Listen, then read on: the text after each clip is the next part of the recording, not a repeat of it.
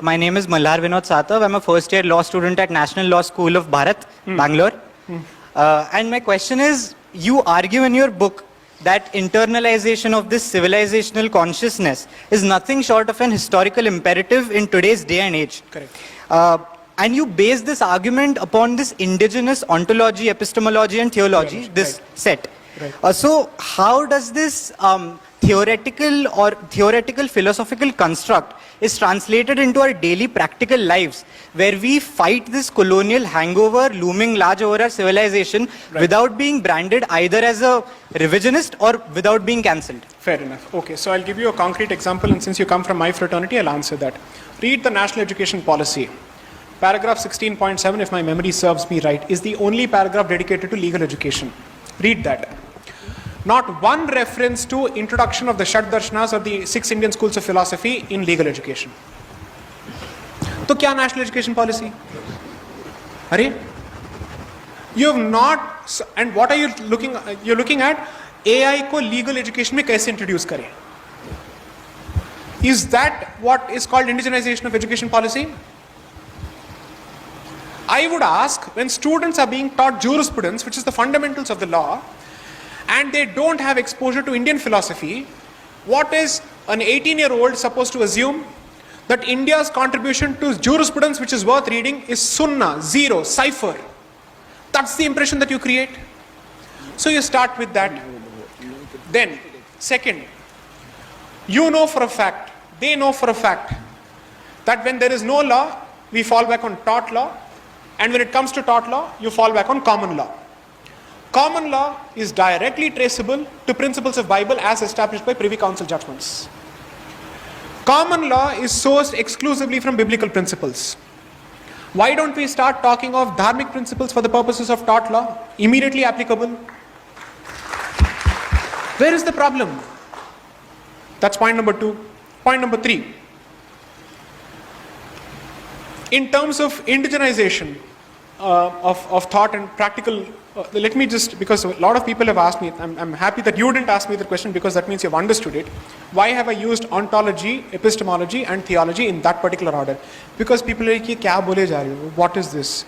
Shashi Tharoor ki tarah bas pheke ja rahe ho. Okay. I said, no. I have explained. I've shown what I can do. The point is,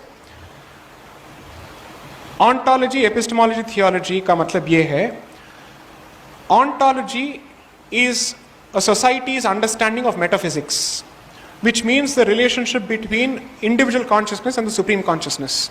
That's where your knowledge begins.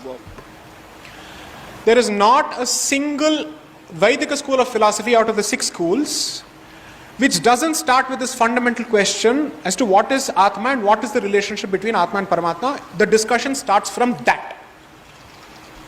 And that is exactly how Christian ontology also begins. The difference is, they have a different view of the soul and the relationship between soul and God. We have a different understanding of Atma, which is not the same as soul, okay, and the relationship between Atma and Paramatma. So that is the basic distinction. So when someone makes the stupid statement, all religions are the same, pagal ho kya? They are not the same. How can they be the same? Theoretical foundations ही अलग हैं भाई. Theory अगर अलग है तो applied sciences कैसे same हो सकता है?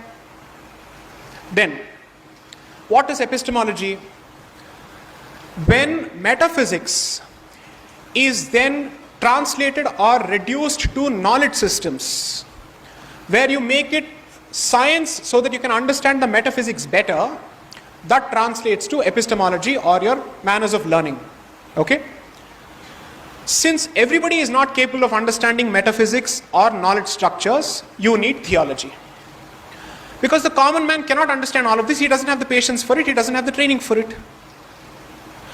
Now, I'll give it an engineering twist. I have done thermodynamics, I have done stress analysis and all of this in my previous avatar.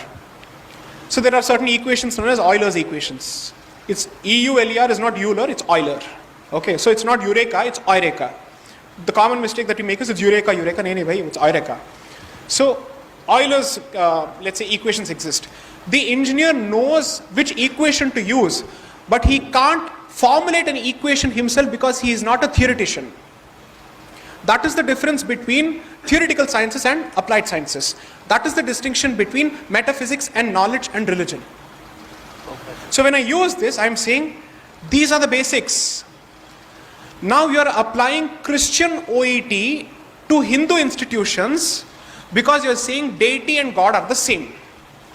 And since everybody can enter all places in the church, all Hindus must be able to enter the sanctum sanctorum, which is Garbhagriha. Because he's saying, wo kar rahe hain, tum nahi kar sakte ho. I had this genius question thrown at me.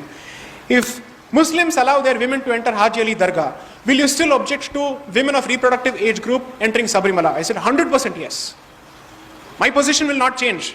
Because my position is not dependent on what he does. My position is dependent on what my tradition tells me. So ये apples और oranges के बीच का जो comparison होता है, this has become the Hindu philosophy. उसने थप्पड़ खा लिया, तुम भी खा लो. अरे मुझे थप्पड़ ही नहीं खाना है.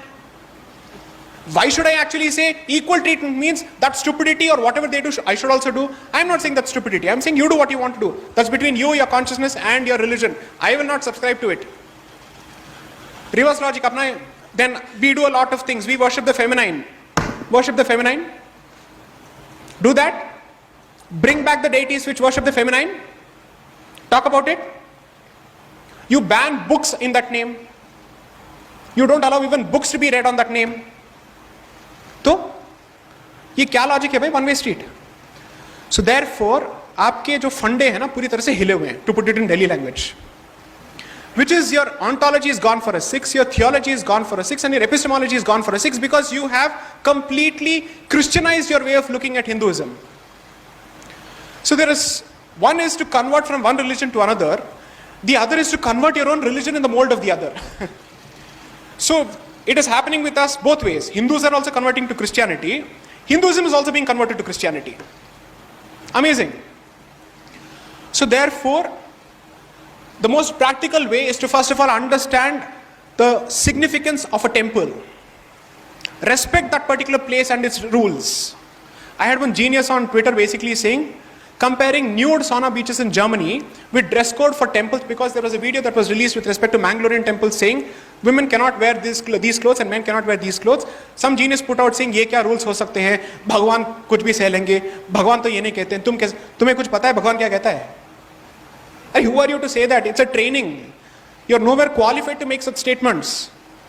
You assume that on religion everybody can say everything, but on law only lawyers must speak, on medicine only doctors can speak, on education only teachers must speak, but when it comes to religion, it's free for all.